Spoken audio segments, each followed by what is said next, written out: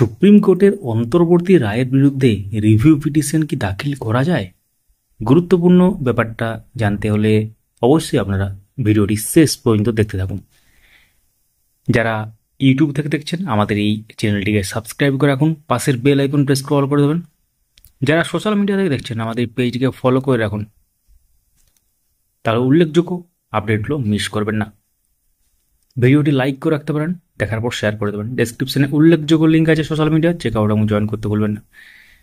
তো এই ব্যাপারটা আমরা এই ভিডিওতে শেয়ার করছি একটাই কারণে, কারণ গতকাল আপনারা জানেন যে বকেয়া যে ডিএ তার 25% দেওয়ার একটা নির্দেশ মহামান্য সুপ্রিম কোর্টের তরফ থেকে দেওয়া হয়েছে, এবং সেটা কিছু স্পেসিফিক বা একটা নির্দিষ্ট সময়কালে যারা এটার মধ্যে পড়ছেন আর কি, তাদের ক্ষেত্রে মানে রোপা 2009 অনুসারে যে ব্যাপারটা, তো সেই সংক্রান্ত ডিটেলস ভিডিও আমরা শেয়ার করেছি। আমরা আইনজীবীর সাথে কথা বলে সেখানে তাদের বক্তব্য পেশ করেছি সেই ভিডিওর মাধ্যমে অ্যাকচুয়ালি আর কি।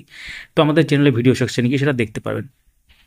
তো তারপর থেকে একটি গুরুত্বপূর্ণ ব্যাপার আসছে, এবং বিভিন্ন নিউজ পেপারে আপনারা দেখেছেন যে রাজ্য এই যে রায়টা হয়েছে এর বিরুদ্ধে রিভিউ পিটিশন কিন্তু করতে চলেছে। যদিও এটা 100% এখনো পর্যন্ত অফিসিয়ালভাবে কোনো কিছু জানা যায়নি, তাও আমরা এই ভিডিওতে যেটা মূল ব্যাপারটা আলোচনা করব সেটা হচ্ছে সুপ্রিম কোর্টের যে অন্তর্বর্তী রায়, মানে ফাইনাল জাজমেন্ট নয়, ফাইনাল রায় নয়, অন্তর্বর্তী রায় মানে যেটা ফাইনাল জাজমেন্টের আগে যে শুনানিগুলো হয় সেই শুনানিতে যে নির্দেশগুলো দেওয়া হয় সেটা বলতে পারেন আর কি, এক কথা ধরতে পারেন আর কি।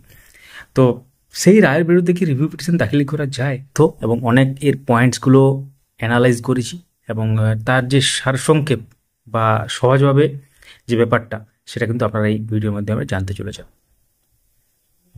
তো সুপ্রিম কোর্টের অন্তর্বর্তী রায়ের বিরুদ্ধে কি রিভিউ পিটিশন দাখিল করা সম্ভব? প্রথমে আমাদের বুঝতে হবে অন্তর্বর্তী রায় বা ইন্টারিম অর্ডার কি।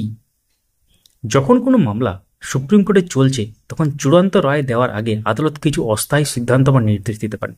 এই নির্দেশগুলোকে বলা হয় অন্তর্বর্তী রায়। উদাহরণস্বরূপ কোনো মামলায় স্টে অর্ডার, ইনজাংশন বা বেল অর্ডার। এই রায়গুলো সাধারণত মামলার শেষ পর্যন্ত কার্যকর থাকে বা পরিস্থিতি অনুযায়ী পরিবর্তন হতে পারে। এখন প্রশ্ন হলো, যদি আপনি মনে করেন যে সুপ্রিম কোর্টের দেওয়া একটি অন্তর্বর্তী রায়ে কোনো ভুল আছে বা এটা আপনার জন্য অবিচারের কারণ হচ্ছে, তাহলে কি করা যায়? উত্তর হল রিভিউ পিটিশন। হ্যাঁ, আপনি সুপ্রিম কোর্টের যে কোনো রায় বা আদেশের বিরুদ্ধে রিভিউ পিটিশন দাখিল করতেই পারেন, এমনকি অন্তর্বর্তী রায়ের বিরুদ্ধেও। তবে এটা করার জন্য কিছু নির্দিষ্ট শর্ত পূরণ করতে হয়। চলুন তাহলে বিস্তারিত জেনে নেওয়া যাক। তো ভারতের সংবিধানের আর্টিকেল 137 এবং সুপ্রিম কোর্ট রুল 2013 এর অর্ডার, এবং সেই অর্ডারের নির্দিষ্ট একটা জায়গায় যে ব্যাপারটা লেখা আছে এটা দাখিল করা যায়, কিন্তু কোন কোন ক্ষেত্রে এটা গ্রহণ করা যায়। তাহলে উল্লেখযোগ্য ব্যাপারটা জেনে নেওয়া যাক।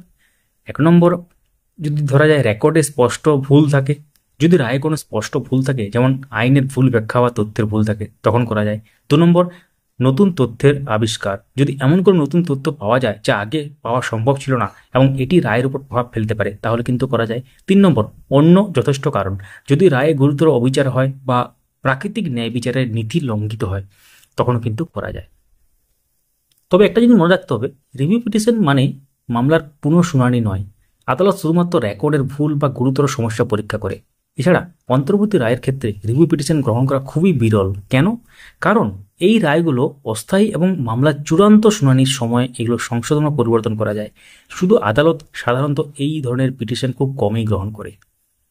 তো একটা উদাহরণ দিয়ে ব্যাপারটা বোঝানো যাক। ধরুন সুপ্রিম কোর্ট একটি মামলায় স্টে অর্ডার দিয়েছে, যেমন কোনো সম্পত্তির উপর নির্মাণ কাজ বন্ধ করার নির্দেশ, কিন্তু আপনি জানতে পারলেন যে এই আদেশ ভুল তথ্যের উপর ভিত্তি করে দেওয়া হয়েছে বা এটা আপনার জন্য গুরুতর ক্ষতির কারণ হচ্ছে। এক্ষেত্রে আপনি রিভিউ পিটিশন দাখিল করে আদালতের কাছে এই ভুল সংশোধনের আবেদন করতে পারেন। তবে আপনার যুক্তি খুব শক্তিশালী এবং তথ্যভিত্তিক হতে হবে। এবার জেনে নেওয়া যাক রিভিউ পিটিশন দাখিলের প্রক্রিয়াটা কি। প্রথমত, পিটিশনটি 30 দিনের মধ্যে দাখিল করতে হবে, যেদিন থেকে অন্তর্বর্তী রায়টি দেওয়া হয়েছে। এটি সাধারণত একই বিচারপতির বেঞ্চ শোনে যারা মূল রায় যিনি দিয়েছিলেন অ্যাকচুয়ালি। বেশিরভাগ ক্ষেত্রে এটি চেম্বারে অর্থাৎ বন্ধ দরজার শুনানিতে সিদ্ধান্ত নেওয়া হয়, তবে বিশেষ ক্ষেত্রে ওপেন কোর্টও শুনানি হতে পারে। যদি রিভিউ পিটিশন খারিজ হয়ে যায় তাহলে একটি কিউরেটিভ পিটিশন দাখিল করার সুযোগ থাকতে পারে, তবে সেটা খুব কঠিন এবং নির্দিষ্ট শর্ত পূরণ করতে হয় অ্যাকচুয়ালি। এখন একটা গুরুত্বপূর্ণ বিষয়, রিভিউ পিটিশন সাফল্যের সম্ভাবনা খুবই কম, কারণ সুপ্রিম কোর্ট খুব কম ক্ষেত্রে তাদের রায় পরিবর্তন করে, বিশেষ করে অন্তর্বর্তী রায়ের ক্ষেত্রে। তাছাড়া যদি আপনি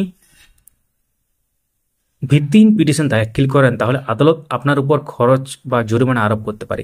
তাই এই পথে যাওয়ার আগে ভালো করে চিন্তা ভাবনা করা উচিত। তাহলে কি করবেন? প্রথমেই একজন অভিজ্ঞ আইনজীবীর সাথে পরামর্শ করতে পারেন যদি আপনার আইনি কোনো রকম সাহায্যের প্রয়োজন হয়, এবং আপনার মামলার তথ্য এবং অন্তর্বর্তী রায় বিষয়টি বিশ্লেষণ করে আইনজীবী আপনাকে বলতে পারবেন যে রিভিউ পিটিশন দাখিল করা উচিত কিনা। এছাড়া কিছু ক্ষেত্রে রিভিউ পিটিশনের বদলে অন্তর্বর্তী রায় পরিবর্তন ও বাতিলের জন্য আবেদন করা বেশি বাস্তবসম্মত হতে পারে। আজকের আলোচনা এখানে শেষ করলাম, কিন্তু আমরা যেটা জানালাম আপনাদেরকে সেটা অবশ্যই আপনারা বুঝতে পেরেছেন যে রিভিউ পিটিশন কীভাবে হয় এবং অন্তর্বর্তী যে রায় বা ইন্টারিম অর্ডার তার উপরেও কি রিভিউ পিটিশন করা যায়। পুরো ব্যাপারটা আপনারা জানতে পারলেন। আশা করি এই ভিডিও আপনাদের প্রশ্নের উত্তর দিতে পেরেছে। যদি এই বিষয়ে আরও কিছু জানতে চান বা কোনো প্রশ্ন থাকলে অবশ্যই কমেন্ট করুন, আমরা প্রত্যেকটি প্রশ্নের উত্তর দেওয়ার চেষ্টা করব। ভিডিওটি যদি হেল্পফুল লেগে থাকে লাইক করুন, আপনাদের পরিচিতদের সাথে শেয়ার করুন, এবং অবশ্যই চ্যানেলটিকে সাবস্ক্রাইব করতে ভুলবেন না যারা ইউটিউব থেকে দেখছেন, এবং যারা ফেসবুক থেকে দেখছেন আমাদের এই পেজটিকে ফলো করতে ভুলবেন না। Thank you so much for watching.